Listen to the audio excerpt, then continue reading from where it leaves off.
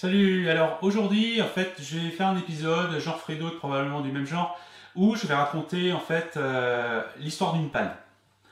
Alors de temps en temps on rencontre des pannes vraiment tordues, vraiment terribles, qui mettent un temps fou à être trouvées et qui ont des fois des impacts considérables, qui peuvent être destructrices d'une manière assez effrayante, surtout quand on travaille sur des trucs de forte puissance et qui des fois sont dus à des causes absolument délirantes ou totalement incongrues.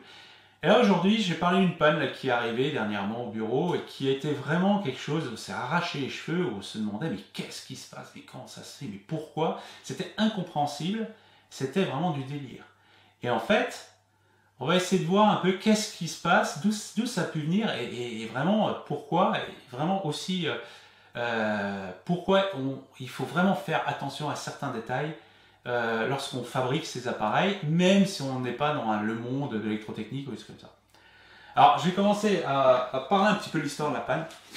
Et en fait, on nous appelle parce qu'un de nos clients a une machine-outil. Alors, les pannes du bureau, c'est souvent des machines-outils ou des choses comme ça, où sa machine-outil ne démarre plus. Alors, c'est une machine-outil d'il y a une vingtaine d'années, qui avait la particularité pour l'époque de fonctionner sur un PC, et qui avait des cartes qui étaient sur fond de panier, donc à l'époque c'était un bus ISA, et qui étaient des cartes qui sont directement pilotées par le PC, et la machine est directement pilotée par le PC. C'est plutôt rare, actuellement dans la grande majorité des machines ce sont des automates programmables indépendants. Il peut y avoir un PC mais il dialogue avec l'automate juste pour faire l'interface utilisateur et tout comme ça. Là, c'est l'intégralité du système est fait par un PC. Donc, sur place, on arrive, le logiciel du PC ne démarre même pas. Bon, le PC fonctionne, évidemment, mais le logiciel ne démarre même pas. Il dit qu'il ne trouve pas les cartes d'ESP, etc. On me dit simplement, elle était en train d'usiner, et tout d'un coup, il y a une explosion, un gros pet, et en fait, voilà.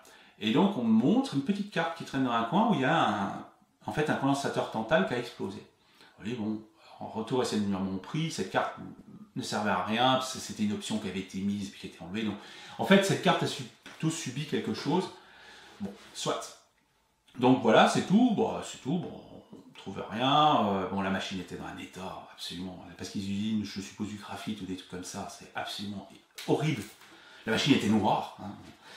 Mais bon, le PC ne démarrait pas et tout ça. Bon, alors comme c'est un matériel assez ancien et qui est vraiment particulier, c'est le truc comme déjà nous on n'a aucun schéma ni rien de ça, donc on a en contact avec un ancien de ces fabricants qui lui s'est mis à son compte et répare ses vieilles machines et a des anciennes pièces détachées. Donc on prend le PC, on lui envoie.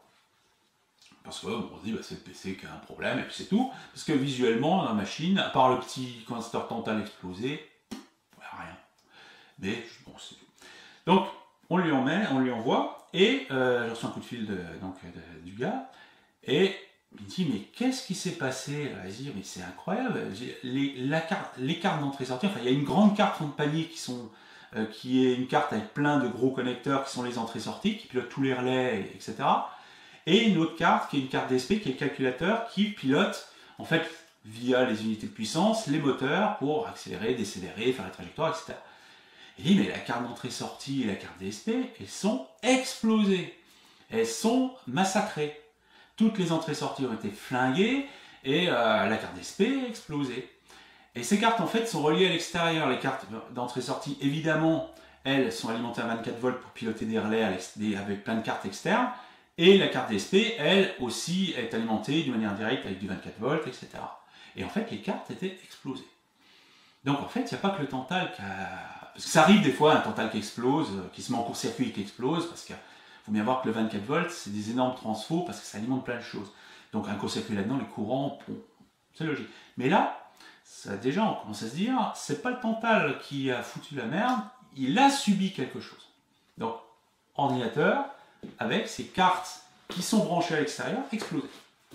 Donc, en gros, si j'ai la machine c'était à peu près comme ça, si je suis dans l'armoire électrique.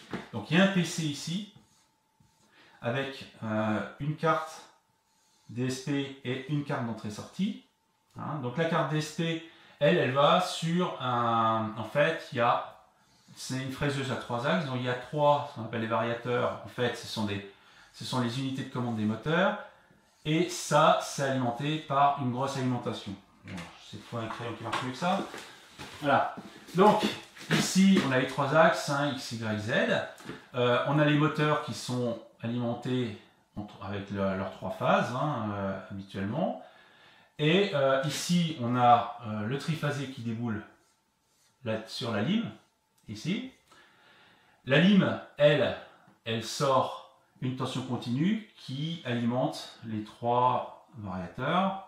Voilà. C'est une grosse lime, ça alimente ça. Ça, ce sont en fait des simples hacheurs PWM ou équivalents qui en fait pilotent les moteurs.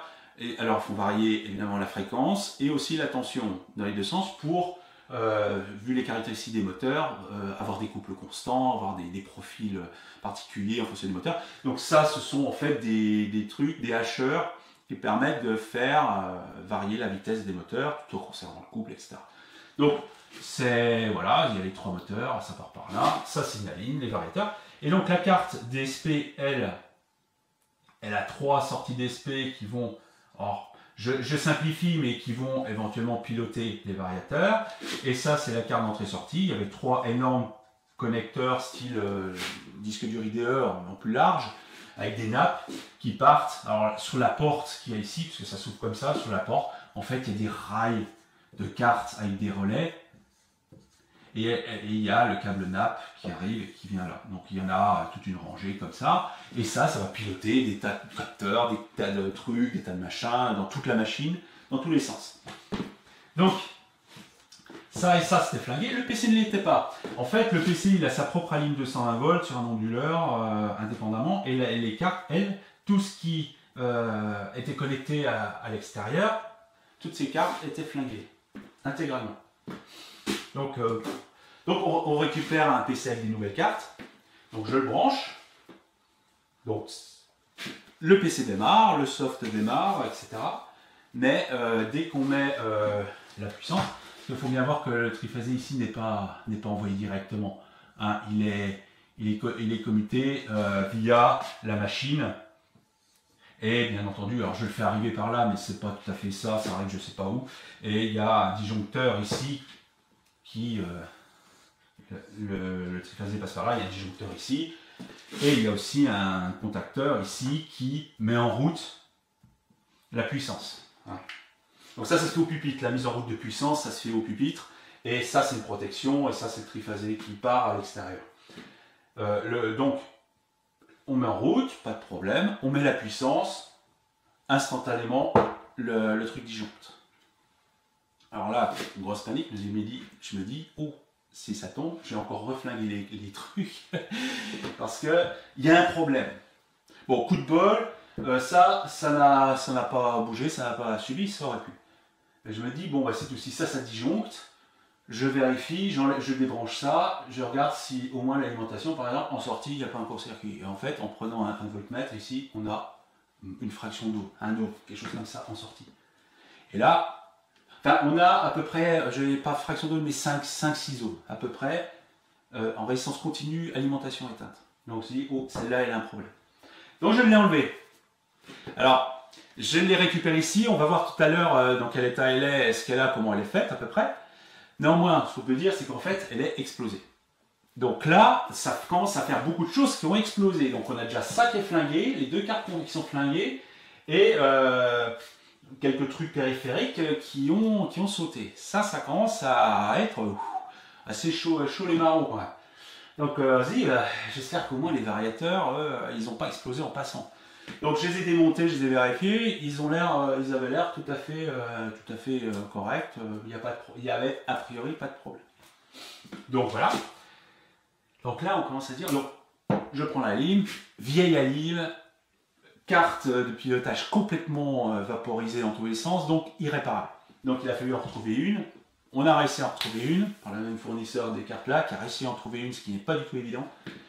Et donc, on reçoit la nouvelle lime, je la rebranche, on rebranche tout, on arrive, la machine s'allume, très bien, on met la puissance, ça se met en route, pas de problème, il y a du jus, On mesure bien la tension qui va là. Donc ici, il y a à peu près 340 volts continu. Ici. Ce qui est très dangereux. Donc, pas de problème. Donc ici, en fait, ça c'est... Alors maintenant, c'est souvent compacté en une seule unité. Siemens, Heidenheim, ces gens-là font des trucs qui se mettent les uns à côté des autres.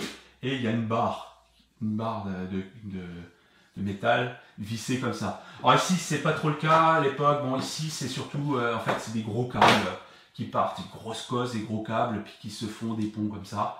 Donc bon, l'avantage c'est qu'on peut débrancher certaines portions, etc. Donc on peut tester en dehors. Donc on branche, tout va bien et tout. Donc on met la puissance sur la machine. Donc la puissance, donc ça c'est remis. Donc le contacteur met en route le triphasé, il y a bien du jus. Le problème c'est que dès qu'on commence à bouger un axe, en fait l'axe ne bouge pas et la machine se met en rade. C'est-à-dire que elle a une alarme interne qui dit que les axes ne bougent pas, donc il y a un problème. Donc ça ne disjoncte pas, mais il met hors service la puissance. Oula, qu'est-ce qui se passe? Un truc incompréhensible. C'est tout. Ben voilà, bon ben je peux rien en dire de plus, donc j'essaie d'obtenir des renseignements sur cette machine, parce que c'est une marque particulière, une machine assez ancienne. Il y a peu de gens qui connaissent encore le fonctionnement de ces machines dans leur intégralité en interne. Donc, heureusement, on connaît quelques personnes qui ont passé leur vie avec ces machines-là. J'essaie d'avoir des renseignements, difficile de voir, donc je reviens le lendemain. Le lendemain, j'arrive, le disjoncteur était sauté. En fait, les gens sur place, ils ont réessayé quelques trucs, et les disjoncteurs ont sauté. Bon, alors moi, je remets la puissance, j'essaye, pareil. Je commence à en discuter avec le gars au téléphone. Puis à un moment, je remets le disjoncteur, je mets la puissance, bloum, il pète tout de suite. Je me dis, qu'est-ce que c'est que cette histoire? Là maintenant, je ne peux même plus mettre la puissance dans la machine. La machine, je ne peux même plus la mettre en route. Alors qu'avant, je pouvais la mettre en route, mais je ne pouvais pas bouger les axes. Là, je ne pouvais même plus la mettre en route, le disjoncteur sautait tout de suite. Je me dis, oh là. Je commence à remesurer la résistance en continu ici, je me retrouve pareil à 5-6 ohms. La lime, elle venait de redescendre. J'ai recramé la lime, une deuxième.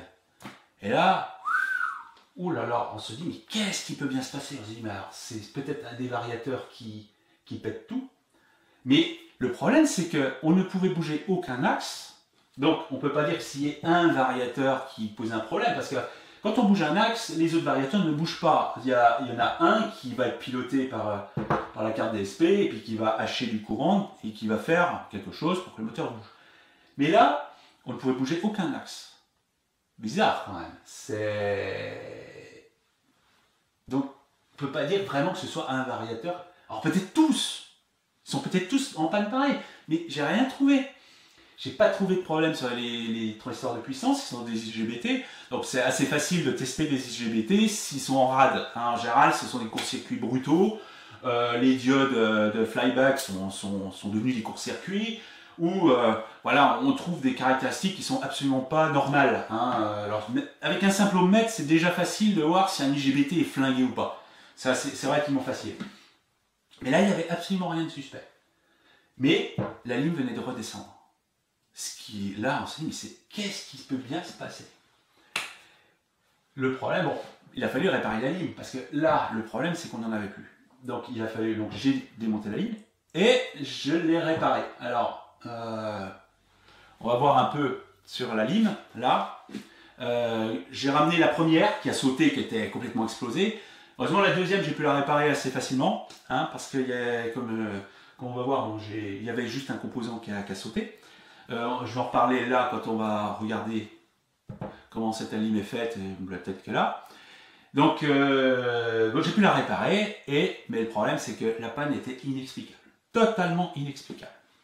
Donc mon seul moyen là, parce que là je connais pas la machine et là je voyais pas du tout ce qui pouvait se passer, donc j'ai contacté le gars qui connaît très bien les machines, qui est à l'autre bout de la France, et on l'a fait venir, donc il déboulait la semaine dernière, donc c'était cette semaine.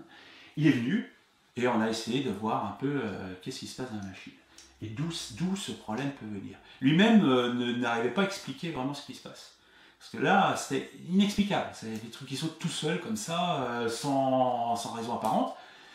Et voilà. Donc, on va déjà regarder un petit peu la machine, la lime là. Hein, et puis bon, je décris un peu le fonctionnement et puis ce qui a sauté, hein, ce qui a été réparé sur la deuxième. Voilà. Donc, on va voir ça, puis on revient ici. Donc, ça, c'est l'alimentation qui a été enlevée de la machine, la première, donc celle qui a été complètement explosée par surtension. On peut regarder un petit peu les dégâts que ça a pu faire. Hein. Donc, si je zoome dessus, on va pouvoir voir un peu l'état de ce qui a pu se passer. Là, j'ai un détail sur ici, en fait, une piste qui est carrément vaporisée à cet endroit-là. Alors, il y a tout un lot de pistes autour qui ont chauffé assez considérablement. Je ne sais pas si on peut les voir, mais bon, il y en a ici, il y a ici. Il y a certains endroits qui ont chauffé. Hein, et bon, et puis il y a un endroit qui a cédé avant tout le reste.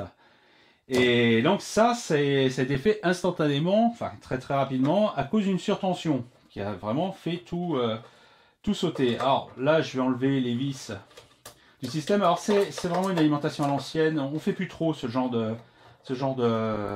schéma. Hein. Ça, on va voir un petit peu ce qui se faisait il y a une vingtaine d'années, avant que finalement la technologie des alimes à découpage puisse faire des progrès tels que maintenant ils ont quasiment remplacé ce style de topologie. Maintenant, les grosses alimes, c'est exclusivement de l'alime à découpage avec transformateur et hachage standard. Donc, ce style d'appareil, on retrouve un peu cette logique, hein, même dans les trucs modernes. Ce sont en fait, alors j'essaie de enlever, voilà, j'ai enlevé ça. Voilà. Donc ça, on voit à peu près le style de montage que c'est. Il y a souvent comme ça, toute une partie de puissance avec tout ce qui est fort courant, forte tension, relié par des rails solides. Sauf que ici, contrairement à ce qui se fait habituellement maintenant, la sortie de tension continue, bon ici c'est sur le côté, c'est des vis et en fait c'était relié par des câbles, hein, non pas par des rails rigides de ce genre. Maintenant on ne fait plus ce genre de truc, on fait en fait des lames d'appareils qui sont reliés les uns derrière les autres avec une seule série de rails massifs comme ça qui sont vissés. C'est pas des fils avec des cosses comme on pouvait le trouver à l'époque. Alors si je recule un petit peu, donc ce qui fait, on voit un peu le style. Alors toujours les plaques de commande et tout ce qui est de puissance en fait qui est lié avec des rails, des gros supports et avec au fond le radiateur. C'est un truc avec un énorme radiateur derrière. Hein. Ça c'est un gros radiateur en aluminium et tous les éléments de puissance sont mis dessus. Alors, on en trouve assez souvent dans les anciens appareils qu'on dépanne. Ce sont vraiment des trucs de puissance de ce genre, un peu à l'ancienne, avec une semelle métallique isolée, qui sont vissées directement sur le radiateur. Alors ici, on essaie de mettre le détail là-dessus. On voit de ce côté-là les détails qui ont eu lieu. Alors, il faudrait que j'enlève cette vis-là. Enlever ça. On verra mieux. Voilà. Donc en fait, ici c'est facile de voir un peu le style de connexion qu'il y a. Ça, ce sont les gâchettes des thyristors. Ça, c'est la grille du transistor de sortie. Le transistor de sortie, lui, qui est un composant séparé. Alors à quoi sert-il? Il est simplement, alors c'est vraiment un transistor qui est mis carrément en sortie brutalement. Hein. Il y a juste alors c'est des grosses résistances de puissance qui sont là. Ici, là, il y a deux grosses résistances puissance qui font à peu près 5 ohms, qui font juste quelques ohms. Et le transistor, lui, il met carrément ces résistances-là brutalement sur les rails de sortie. Alors ça sort à peu près 345 volts continu, à partir d'un triphasé 220 volts. Et en fait, ce transistor-là sert à absorber l'énergie qui vient des moteurs lorsque les moteurs décélèrent. Il faut bien voir que les moteurs qui décélèrent se comportent comme des dynamos. Bon, j'ai les mains dégueulasses, évidemment, c'est plein de graphite. Donc là, ça va être de pire en pire. Et comme ces moteurs fournissent de l'énergie qui revient vers la lime, en fait, ça permet le transistor devient passant, plus ou moins partiellement, pour réabsorber l'énergie et la dissiper sur les résistances ballast qui sont à l'extérieur ici. Ça sert à ça. Ça sert aussi à décharger les condensateurs lorsque, en fait, la lime doit décharger ça, lorsqu'il n'y a plus de charge à la sortie. Donc, en fait, ce truc-là a plusieurs utilisations, on va dire, simultanées. Alors ça, c'est la plaque de pilotage. Hein. Et en fait, on peut voir simplement ici plusieurs zones. Hein, voilà. Ici, on a une allime à découpage, une petite allime à découpage qui permet d'alimenter tout ça. Donc je pense que ça prend ça sur deux phases qui traînent, hein, du 220 volts, une petite allime à découpage, et puis voilà. Ça, c'est pour les ventilateurs. Ça, je sais plus pourquoi c'est. Ah oui, ça, c'est pour le capteur de température qui est sur le radiateur. Ça, ici, c'est des relais qui permettent de donner l'état de la lime, s'il faut l'allumer ou l'éteindre, ou si elle est en route ou pas. Ce sont des relais, en fait. Soit un optocoupleur et puis un relais qui est associé. Ça, ce sont les états de la lime. Et là, on peut regarder un peu de plus près. Ici, alors là, on doit pouvoir voir. Alors tout ça, c'est cramé. Tout ça, c'est explosé. À l'origine, ici, sur les deux pattes, alors là, il y a une piste qui est carrément décollée, là. Il y a aussi des pistes volatilisées. Et ici, on a deux... alors, faut que je... Ça, voilà. Ici, on a deux pattes. Ici, il y avait un composant. Ben, en fait, le composant qu'il y a là, ben, c'est un suppresseur de crête du même genre que ce qu'il y a ici. Ça, ces trucs-là. Alors, il a été vaporisé instantanément et tout ce qui est autour avec. Donc, ça a été vraiment assez brutal et radical. Donc en fait, ce truc-là, alors ici il y a un tantal qui a explosé aussi, donc en fait ça s'est propagé dans toute la plaque. Donc on peut de toute façon dire que ça, cette plaque-là, c'est irréparable parce que tout a morflé dans tous les sens. Je pense que le transistor ici, c'est un bloc de ferraille maintenant. Quand on a réussi à exploser, vaporiser un suppresseur de crête de ce genre, c'est-à-dire qu'il y a quand même une énorme énergie qui a circulé là-dedans. Donc ce truc-là, bon, c'est pour ça que je l'ai ramené, hein, ça part à la poubelle, mais j'en profite pour vous montrer un peu. Ce genre de truc est complètement explosé dans tous les sens. Hein, voilà. Donc, et en fait, ce qui fait ce genre de truc, c'est une simple surtension. Ça pourrait être un orage. Un orage fait ce genre de dégâts lorsque ça re-rentre dans les appareils via une surtension très élevée, très courte, avec des énormes courants impulsionnels. Et ça, en fait, non seulement ça a vaporisé la carte et est complètement mort, mais en plus, ça détruit ce transistor de puissance ici. Alors ce transistor, qu'est-ce que c'est? C'est un Darlington. C'est un Darlington qui est donné pour 100 ampères, 600 volts. On n'est pas dans le truc de jeune jouvencelle. Et pourtant, le truc, c'était un barreau, d'ailleurs ça l'est toujours, hein, tel qu'il est là. Si je prends un ohmmètre, entre le... Alors, je ne sais pas si on voit à peu près là, entre le collecteur et l'émetteur, ben, j'ai un ohm. Voilà, donc en gros, un ohm aux bornes de 340 volts, c'est sûr que va y avoir un gros courant qui va être consommé et ça va faire disjoncter tout. Alors ça, c'est ce truc-là, pourtant c'est gros, hein, et ce truc-là a été instantanément détruit. Malheureusement, il y a tout le reste qui a été détruit derrière. Alors, la deuxième fois, évidemment, c'est le même composant qui a été détruit, sauf qu'en détruisant, comme il met la tension positive à la masse par un court-circuit, en fait, il a protégé l'autre carte, la carte de l'autre allime, qui est restée sur place. Donc, il a suffi juste de changer ça. Et la lime est redevenue utilisée. Bon, elle a été réparée simplement en changeant ce composant-là. Coup de bol, parce que si jamais ça avait été cramé en même temps, par une surtension, ben là on était vraiment dans la merde parce qu'on n'avait plus d'allime. Ça c'est vieux, hein, ça date des années 90. C'est difficile à trouver. On arrive à en trouver, mais par exemple sur eBay, hein, et ça coûte 2000 €, une saloperie comme ça. Bon, nous on a pu en dégoter une dans un coin rapidement, ce qui n'est pas du tout évident. Et ça vaut la peau du cul parce que ben, ça n'existe plus. Il y a quelques stocks, quelques trucs qui traînent comme ça. Donc, voilà la lime telle qu'elle a morflé lorsque elle a reçu une surtension de ce genre. Donc on peut voir que c'est vraiment les énergies sont considérables. Et ça vraiment, ça fout en l'air facilement un gros truc comme ça. Bon, alors, c'est vraiment... La topologie de ça, c'est très très simple. Hein. Vraiment, je le décris un petit peu au tableau en passant. C'est juste pour la culture, c'est comment fonctionnent ces styles d'allime qui utilisent en fait des redresseurs commandés.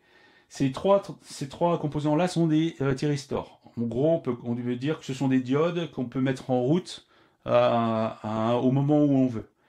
Alors, on ne peut pas les éteindre comme ça, il faut attendre que le courant s'arrête, mais ce sont en fait des diodes commandées. C'est ce qu'on appelle, en fait, ce sont des redresseurs pilotés. Ça ressemble c'est un pont de diode. On peut prendre ça comme un pont de diode. Alors c'est triphasé, il y en a 3. C'est un pont de diode à 3 diodes qui se réunissent en un seul point. On voit qu'il y a les 3 faces qui déboulent là et on a le point de sortie ici. En fait, si on veut, alors ça c'est en fait c'est pas un thyristor. En fait, il y en a deux qui sont montés d'une certaine manière sur 3 broches plus l'attaque ici. C'est une configuration en pont, mais faut prendre ça comme une espèce de pont de diode à 6 diodes. En fait, il y a 2 thyristors par élément et ils sont reliés en interne pour avoir la bonne structure, pour en avoir 2 dans la même boîtier avec seulement 3 fils. Donc en fait, ils se réunissent d'un côté au milieu, ils se réunissent de l'autre au milieu. On rentre ici en alternatif et on les pilote ici. Donc en fait, c'est un pont de diode à 6 éléments, c'est un pont de diode triphasé, c'est un pont de Gretz à 6 diodes. Si on était dans un pont de diode standard, on n'aurait qu'un seul, on enlèverait une phase et on aurait un double pont comme ça. On pourrait très bien le faire en monophasé avec deux thyristors. Donc ça, c'est une structure à 6 et c'est qu'un simple redresseur. Si en fait on allumait en permanence les thyristors, ce serait comme un pont de diode à 6 diodes. Sauf que l'intérêt de pouvoir mettre en route et arrêter les thyristors, ça permet de réguler la tension. Ça permet de laisser passer, durant des périodes plus ou moins courtes, les ponts de diode et avoir en fait des tensions moyennes qui peuvent être régulées et étudiées et régulées. C'est pour ça que ces trucs-là sont repris sur le circuit imprimé, parce que le circuit imprimé, lui, peut aller regarder un petit peu les valeurs des tensions qui règnent là et faire en fait une boucle d'asservissement et piloter les thyristors comme ça. Ici de même, bon ça c'est pas une régulation, mais ici on a en fait une commande et il prend la tension qui est aux bornes de ça. En fait ce qu'il fait pour cette partie-là, simplement il mesure la tension aux bornes et si elle dépasse ce que lui est capable de fournir, en fait ça veut dire qu'il y a du courant qui est réinjecté à une tension supérieure à ce que la lime est capable de débiter. Donc en fait lui il va commencer à court-circuiter de telle sorte qu'il va faire tomber le supplément de tension qui déboule de l'extérieur, donc faire dissiper dans les résistances en fait le moteur qui est devenu une dynamo. Enfin, le ou les moteurs. Donc ça, cette chose-là alimente donc une série de variateurs qui ne sont que des hacheurs à fréquence et à tension variable qui permettent de faire varier la vitesse des moteurs et gérer le couple. Bon, c'est simplement une suite de racks qui servent à alimenter des unités de puissance. Donc ça, c'est une alim très simple en soi. Hein, ça c'est fait qu'avec du discret, il n'y a pas de CMS là-dessus. Hein, c'est vraiment à l'ancienne. Hein. Et puis voilà, donc voilà à peu près le truc que c'est.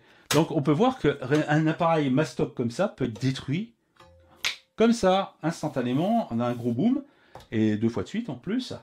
Et tout ça en se disant, mais qu'est-ce qui a bien pu faire détruire ces alimentations-là, ainsi que tout ce qui a suivi derrière. Il faut bien voir que cette chose-là, elle a reçu une énorme surtension, mais surtension qui s'est retrouvée évidemment, qui a été ramenée à l'extérieur, quelque part. Alors ça peut être soit par le 24 volts qui est amené ici de l'extérieur, donc c'est peut-être passé par là, ou c'est carrément passé par le passage inverse dans les thyristors et se retrouver sur la ligne triphasée qui, elle, alimente d'autres transformateurs qui fournissent le 24 volts qui gèrent toute la logique de la machine.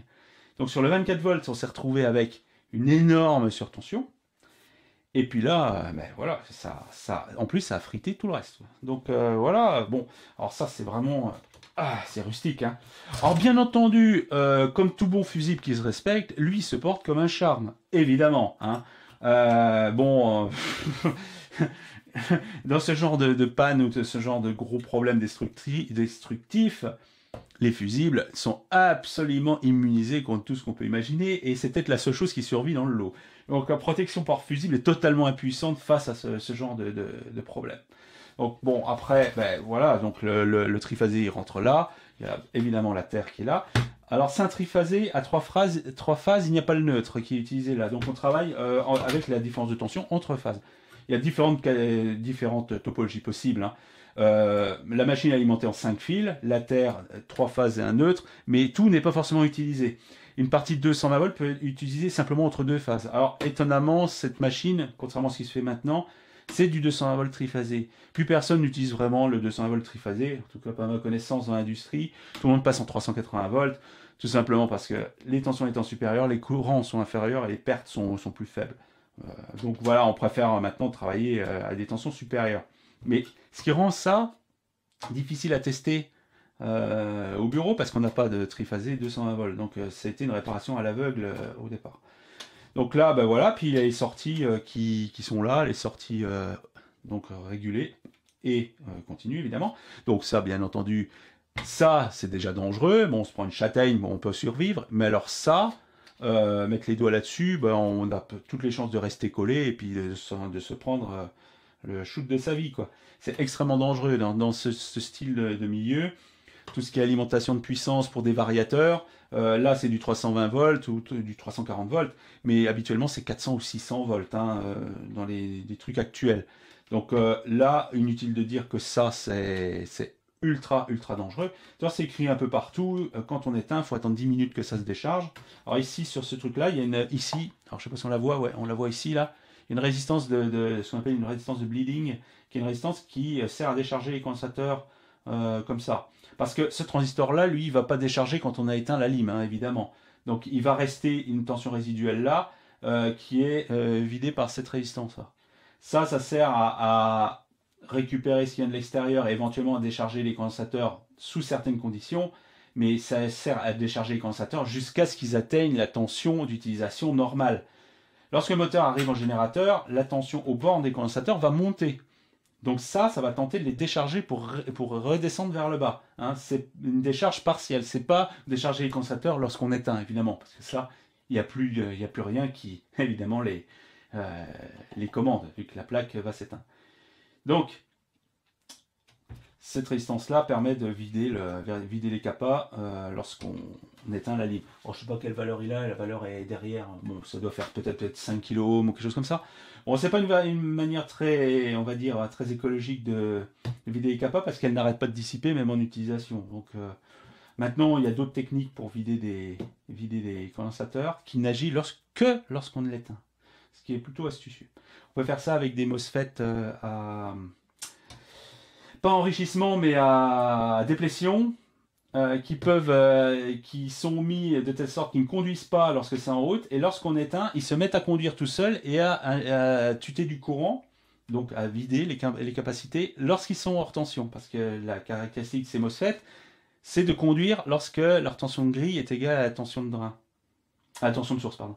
Donc ils servent de système de décharge lorsqu'il n'y a plus rien. C'est les condensateurs qui les alimentent eux-mêmes et qui déchargent. Mais par contre, ils sont mis de telle sorte que lorsque l'alimentation est en route, ils ne conduisent pas. Ils sont fortement tirés vers la zone de non-conduction. Donc il y a des topologies comme ça, par exemple avec des MOSFET. Bon, après, il peut y avoir des systèmes plus intelligents avec une alimentation indépendante, qui sont des relais, ou des relais qui s'alimentent par les capas, puis qui court-circuitent lorsqu'il n'y a plus de tension. Enfin bref, il y a plusieurs techniques. Mais bon, les résistances, ça existe encore. Hein. Moi, les variateurs que je vois, où je répare, il y a toujours les lots de résistance. Mais elles sont plus élevées et les temps de décharge sont de l'ordre de 10 minutes. Celui-là, il est donné, alors je sais plus, c'est peut-être écrit dessus. Je crois que sur l'autre, c'était écrit, soit qu'il faut attendre 2 minutes ou un truc comme ça. Ça, c'est un peu plus brutal. Donc voilà, bon, ça, il n'y a pas grand-chose à récupérer. Les capas, elles datent de je sais pas quand. D'ailleurs, on peut regarder, hein, je sais même plus quelle valeur elles ont, mais c'est quand même, il y a des joules là-dedans, c'est quand même vachement dangereux. Oh là là, c'est dégueulasse. Ouais. Ah ben j'arrive même pas à lire. 3600 micros, 400 volts. Ah, c'est pas mal pour les amplis à tubes ça. Hein. Et la date 95. Donc ils viennent de 95. 47e semaine 95. Donc, voilà, ces trucs ils ont 20 ans. Hein. Donc bon, ils fonctionnent très bien, je suis sûr qu'ils testent encore bien. C'est des Philips de l'époque. Bon, il y en a 3 comme ça, il y a donc à peu près 10 000 micros, 400 volts, ça, on n'est pas là pour rigoler, quoi. C'est marrant de voir que maintenant, les variateurs qui sont beaucoup plus puissants que ça, utilisent que des petits condensateurs snap-in, non pas à vis, mais vraiment des petits condensateurs snap-in en parallèle, il y en a des banques entières, et qui sont donnés pour des trucs beaucoup plus puissants que ça. Donc ça, c'est vraiment à l'ancienne, il y a eu beaucoup de progrès depuis dans certains aspects, et ça, bon, c'est vraiment rustique. Mais ça fonctionne, il n'y a pas de problème, c'est très fiable. Par contre, évidemment, s'il y a une surtension qui déboule d'une manière ou d'une autre, ben, ça explose. Bon, les alimes actuelles feraient à peu près pareil. J'ai eu le cas. J'ai une alime pareil, de PC, qui a sauté pour les mêmes raisons. Et pareil, les transistors de hachage étaient devenus des barreaux de silicium qui court-circuitaient même le secteur, quoi. Et ça s'est fait instantanément. Hein. Tout ça pour la même raison. Alors après, ben, ce qu'on va faire, c'est qu'on va essayer de trouver mais pourquoi tout ça, ça a sauté et d'où ça vient. et se rendre compte à quel point le détail peut être quelque chose de désastreux.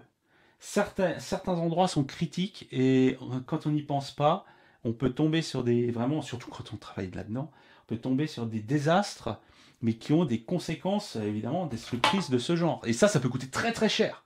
Il faut bien voir qu'il y en a eu pour des milliers d'euros de réparation sur ce détail insignifiant. Donc on va voir, on va regarder un petit peu de plus près, on va analyser la situation et puis on va voir un peu voilà la cause et la conclusion qu'on peut en tirer de ça, et vraiment toujours penser à ce genre de détails ne serait-ce que lorsqu'on manipule des alimentations, pas forcément aussi puissantes que ça, mais quand il y a du courant disponible, des courts-circuits possibles, des choses comme ça, ce sont des choses auxquelles il faut vraiment penser. Bon, donc on a vu la lime, un peu son principe. Alors, la deuxième lime, donc, ce qui s'est passé, donc bon, je l'ai reçu, j'ai pu voir que finalement, simplement que le Darlington de sortie était flingué, ce qui est pas du tout un problème de surcharge, parce que la lime est protégée contre ce genre de truc.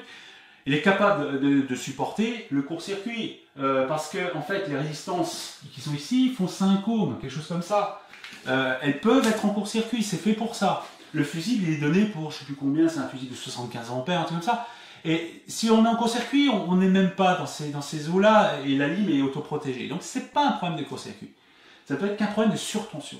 Et c'est... Donc, voilà, donc bon, j'ai reçu la lime, j'ai vu tout de suite que le Darlington était fait. Bon, c'est tout. Alors, j'avais gardé les 2 fils qui étaient là en l'air, j'avais pris le bloc, j'ai ramené, donc voilà, donc j'ai vu, puis bon, et puis il y avait un fil, il y avait une cosse qui était un peu mal serrée, je l'ai remis, et puis voilà, j'ai fait ça, puis j'ai même failli la descendre parce que je voulais les tester sur la triphasée, mais le problème c'est que, heureusement, j'ai pensé que c'était une triphasée 220 volts, et donc en fait, voilà, donc en fait, comme je voulais l'essayer, j'avais viré le câble qui traînait là. C'est là que j'avais vu que c'était un peu mal serré, mais bon, j'ai remis tout ça, bon. Et finalement, bon, c'était à l'aveugle. Je me suis dit, bon, normalement la ligne devrait marcher. Donc, le jour où la personne expert de ces machines-là est venue avec moi, j'ai remonté la ligne qui a fonctionné. On a rebranché la machine et on s'est dit, bon, allez, on va prendre premier variateur, premier moteur.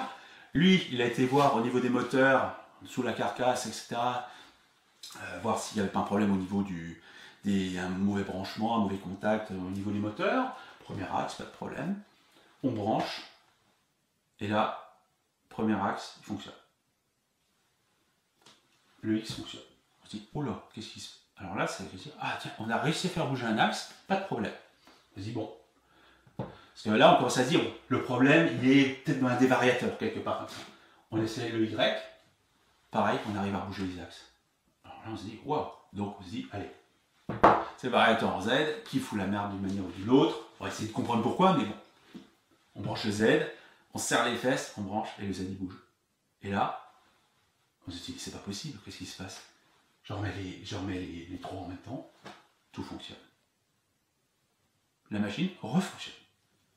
Elle venait de faire sauter tout, elle venait de flinguer tout. On a changé 2 fois d'alim, on a changé les cartes. J'ai même remis une nouvelle carte, une autre carte DSP de pilotage pour vérifier si la carte, la première, elle n'aurait pas eu un problème. 2 cartes ici, qui fonctionnent pareil, 2 alimes, une réparée, les variateurs, et puis tout fonctionne. En plus, on a fait venir le gars à prix d'or, parce que c'est un mec qui est vraiment l'expert de ces machines-là, c'est dans les cas désespérés. Et là, on se retrouve, on l'a fait venir, je ne vais pas dire pour rien, parce qu'il a fait d'autres choses sur la machine, heureusement, qu'il a pu en fait dépanner des choses qui n'ont rien à voir avec ça. Donc il n'est pas venu pour rien, heureusement. Mais la machine refonctionne. Et là, c'est... Voilà. Et je parlais avec les gens, je dis, je comprends pas, j'ai réparé la lime, machin, et puis il n'y a pas de raison, et puis d'un coup, bon sang, mais c'est bien sûr. Alors, la question c'est, qu'est-ce qui s'est passé pour que ça remarche et c'était quoi le problème? Alors je laisse réfléchir, allez, quelques secondes, et puis après on va voir tout de suite vraiment ce qui se passe. On va essayer de demander à un expert ce qu'il en pense. Alors, t'avais trouvé la panne, hein? Bah ouais, t'as compris ce qui se passe? Bah ouais, t'avais compris, hein? Alors en fait la raison la raison pour laquelle ça a marché, en fait, je l'ai dit déjà. Je l'ai dit d'une manière comme ça, informelle, dans la discussion. Mais c'était ça la panne. Et finalement, ça explique tout. Alors si on réécoute ce que j'ai vu, puis bon, et puis il y avait un fil, il y avait une cosse qui était un peu mal serrée, je l'ai remis. Et puis voilà, j'ai fait ça. Puis... T'as entendu?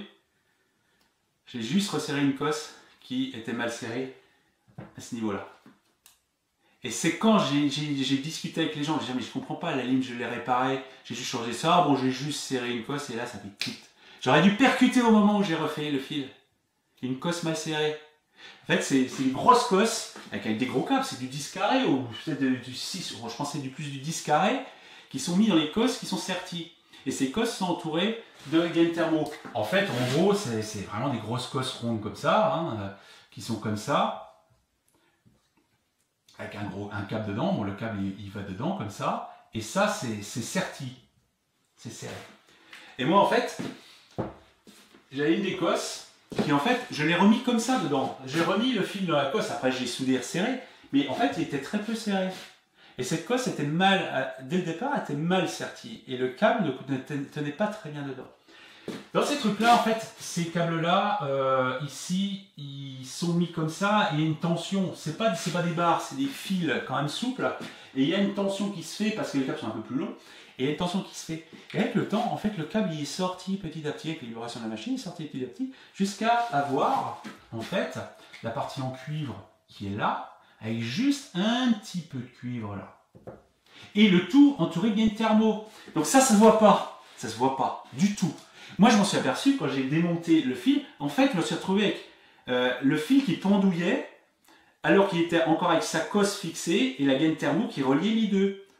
Et alors, en fait, il était sorti complètement. Mais jusqu'ici, il était resté à fleur. Et qu'est-ce qui se passe dans ces cas-là? Lorsqu'on a un mauvais contact comme ça, avec des forts courants, on a des arcs. Et là, on a des ruptures très rapides de circuit. Sachant qu'à l'autre bout, ici, on a vraiment des moteurs. Alors, je pense que ça doit être des moteurs en étoile, trucs comme ça. On n'a que des selfs énormes qui font, dès qu'elles sont interrompues, des arcs et des surtensions colossales. Il faut bien voir qu'un simple petit relais de 5 volts peut avoir des surtensions de plusieurs dizaines de volts lorsqu'on éteint la bobine. C'est pour ça qu'il y a des diodes de flyback, des diodes pour faire passer ces surtensions sur la faible impédance de la ligne. Mais là, on est à une autre échelle. Et donc, il suffit d'avoir quelque chose qui frotte un peu comme ça plein de fois, et on a tout qui saute instantanément, avec des énormes surtensions qui viennent des bobinages des moteurs. Alors, heureusement, c'est ça qui sautait avant les variateurs, parce que les variateurs ont des semi-conducteurs qui ont des tensions un peu supérieures de fonctionnement. Sur des IGBT qui étaient à 1200 volts ou quelque chose. Alors que là, Darlington, il est à 600 volts. Alors, c'est lui qui a sauté le premier très rapidement. Et en fait, c'était cette cosse qui était mal serrée, qui produisait des arcs. Et ça, c'est invisible. Et ça explique le tout parce que c'est au début de toute la série, donc qu'importe les axes. Alors, quand on essayait les axes, ils ne bougeaient pas, il n'y avait pas de contact. Ou le contact était fait de telle sorte que, en fait, la tension baissait d'un coup et en fait, il n'y avait pas assez de puissance pour faire les moteurs. Mais quand ils ont commencé à essayer de faire tourner la machine, il y a dû y avoir un contact qui s'est fait, plus ou moins, un arc qui s'est fait, qui a descendu la deuxième aline directement. La première, en fait, ce qui s'est passé, c'est que la machine était en train d'usiner, donc vibrer, et le câble est sorti à la limite et a fait tout sauter en un seul arc. Il a fait tout descendre. Là, il n'y a que la ligne qui est descendue. C'est un coup de bol, parce que ça aurait pu recommencer exactement, redescendre les cartes, redescendre tout ce qui traîne. Mais là, bon, c'est juste ça qu'a fait, heureusement. Mais c'était juste une cosse mal serrée. Et une cosse mal serrée, au mauvais endroit, ça détruit tout sur son passage. Alors, comme je disais tout à l'heure, j'ai une ligne de PC qui était pareille, qui était sur une multiprise un peu branlante, avec la partie femelle qui était un peu trop écartée, et en fait la prise ne tenait pas bien dedans. Et en fait, en la remettant, j'ai fait une espèce en touchant, et blum, la lime a été instantanément détruite. Les transistors de hachage, juste avant le transformateur, juste après le redressement, la tension de la lime à découpage, les deux, c'était devenu des barreaux de silicium qui court-circuitaient carrément le secteur. Donc, ça a fait sauter le compteur. Quand j'ai rebranché la lime, le compteur il sautait instantanément. C'était devenu un court-circuit. Ici, ça faisait 5-6 ohms à cause des résistances là. Lui, ça faisait 1 ohm, quelque chose comme ça. Hein. Mais c'est à peu près équivalent. Des surtensions comme ça font descendre les transistors par vraiment surtension, et non pas par un courant trop fort. Ça ne pouvait pas être un court-circuit, c'était pas possible. Même si un moteur était un problème, un moteur en court-circuit, ça serait mis en alerte, et la ligne est protégée comme ça. Par contre, un faux contact comme ça, qui est à la limite où ça commence à faire des trucs, là on peut avoir des kilovolts ou des dizaines de kilovolts qui repartent dans l'autre sens, bien sûr qu'ils vont là-dedans, qui ressortent partout où ça passe, et boum, ça va se retrouver sur le 24 volts. Alors, pour le 24 volts, en fait, il y a un énorme transfo ici qui traîne, il doit faire, je sais plus, 750 VA ou un truc comme ça, qui arrive en triphasé aussi. Il y a un pont de diode fixe à 6 diodes, pareil. C'est un transfo triphasé, et il y a le 24 volts qui sort directement non régulé, qui va alimenter tous les relais, les machins, qui va alimenter ici les cartes d'entrée-sortie, etc. Donc, alors, ce qui a dû se passer la première fois, c'est qu'en fait, la surtension a dû passer au travers de la ligne qui était complètement flinguée, donc ça s'est retrouvé probablement sur la ligne, et ça a été directement sur le transfo, et cette surtension s'est retrouvée sur le 24 volts via le passage. Alors, vu la vitesse, le disjoncteur n'a pas eu le temps de sauter, évidemment, il est sauté après. Ici, il y a des transformateurs pour passer du 380 en 220 volts triphasé. Donc, les transformateurs ici sont d'un cas un peu particulier. Donc, ils n'ont pas fait passer où la surtension a été absorbée par le circuit électrique qui est beaucoup plus gros qu'une résistance interne très très faible. Donc, en fait, il a dû être absorbé au niveau du transfo de la machine qui attaque la machine. Donc, en fait, ça s'est retrouvé passer directement là-dedans sur le 24 volts qui a flingué tout ce qui traînait. Même dans la machine, il y a une ampoule pour éclairer qui fait 24 volts. Même l'ampoule a été vaporisée. Le filament a été vaporisé. Même une ampoule. Il faut dire un peu la surtension qu'il y a eu. C'est assez extraordinaire. Et tout ça à cause d'une cosse mal serrée. Et ça, c'est invisible. Parce que tant que le truc est un peu dedans, mal serré, le truc il tient. On n'a pas du tout l'impression. C'est parce qu'à un moment, je l'ai enlevé et je me suis retrouvé avec en fait la cosse, le câble et la gaine thermo. Et ici, rien. Donc en fait, j'ai un truc tout mou comme ça. Alors j'ai réparé, mais j'ai pas percuté. Et ça m'étonne parce que là, vraiment, parce que je me suis dit dès le départ que c'est un problème d'une surtension qui traîne quelque part. Donc un circuit qui s'ouvre rapidement et qui se referme, puis qui fait créer des arcs à cause des bobinages. Alors, au début, on pensait que c'était une surtension extérieure. Comme une foudre. Par exemple, la foudre qui déboule, qui amène une grosse surtension et qui détruit tout ça. Mais à aucun moment, j'ai pensé qu'il y avait un truc là. D'autant plus qu'en mesurant au voltmètre, il y avait des tensions partout. Mais il suffit d'appeler du courant pour que les problèmes d'arc déboulent. Hein, parce que si on mesure au voltmètre, on ne consomme rien et on a la tension. Ça ne se voit pas comme ça. Il faut commencer à absorber du courant pour commencer à créer ces arcs qui commencent à se faire, parce que le contact n'est pas très bon, mais pas très serré. Et je pense, d'origine, il n'était pas très bien serré. Hein, parce que j'ai remis le câble directement dans la cosse sans effort. Et après, j'ai soudé. Donc ça, c'est simplement une simple cosse mal serrée peut détruire une machine intégralement avec de la puissance à ce niveau-là. C'est les détails de ce genre. C'est pour ça que je dis, quand on fait du montage électronique, il faut sertir et souder le mieux possible, même de la gaine thermo pour des raisons de sécurité. Et il faut vraiment, la fiabilité, c'est un paramètre extrêmement important. Ça peut avoir des résultats désastreux. Et ça, malheureusement, c'est pas de bol. Il y avait une cosse mal serrée. Et c'est invisible. C'est ça le problème, c'est que c'est invisible. Après, évidemment, après coup, mais quand on cherche, on se retrouve avec des trucs qu'on n'explique pas, on va chercher des trucs pas possibles, des trucs incongrus, ou plusieurs pannes simultanées. Parce que souvent, quand c'est incompréhensible, c'est qu'il y a par exemple 2 pannes en même temps, qui n'ont rien à voir, et coup de bol ou coup de malchance, elles donnent en simultané un comportement qui n'est pas logique. Et là, une cosse ici, qui était mal serrée, ça explique tout. Et ça explique que ça arrivait comme ça en usinant, et qu'après, des fois, il n'y avait pas de puissance. Pourquoi la machine se mettait en arrêt? Parce qu'en fait, les variateurs ne fournissent pas de puissance au moteur. Et les moteurs ont des codeurs, donc des systèmes qui permettent de voir qu'ils tournent, évidemment, et éventuellement aussi la position. Mais s'il envoie l'ordre au moteur de tourner et que le codeur n'apporte aucune information de rotation, la machine se met en alerte. Et c'est ce qui s'était passé au début. Mais après, le contact s'est refait plus ou moins. Il suffit qu'il fasse un peu plus chaud, il suffit que la machine ait un peu vibré, qu'on ait ouvert l'armoire et puis que ça a un peu bougé. Et là, pan, là, il y a eu un petit machin, et pan, terminé. Et tout ça à cause d'une cosse mal serrée. Donc, comme quoi, le composant le plus improbable et le plus, le plus petit, le truc qui vaut rien, peut être quelque chose qui peut avoir une incidence considérable. Alors là, je suis dans un cas où on est dans des centaines de volts et peut-être 100 ampères, dans ce genre de truc. Mais même quand on fait son petit montage, quand on a une alim avec un transfo, qu'on a récupéré un gros torique de 300 VA par exemple, on peut se retrouver, si on ne fait pas attention, on peut se retrouver quand même avec des montages qui peuvent créer des surtensions plus loin. C'est un simple torique comme ça qui fait ce genre avec un mauvais contact peut flinguer tout le système derrière. C'est exactement pareil. Donc la fiabilité et la qualité d'un contact en électronique, c'est quelque chose qui doit toujours être vraiment pensé à tout moment. C'est pour ça que quand on fabrique des choses, il ne faut pas lésiner sur la finition et sur tous ces détails périphériques à ce qu'on veut faire.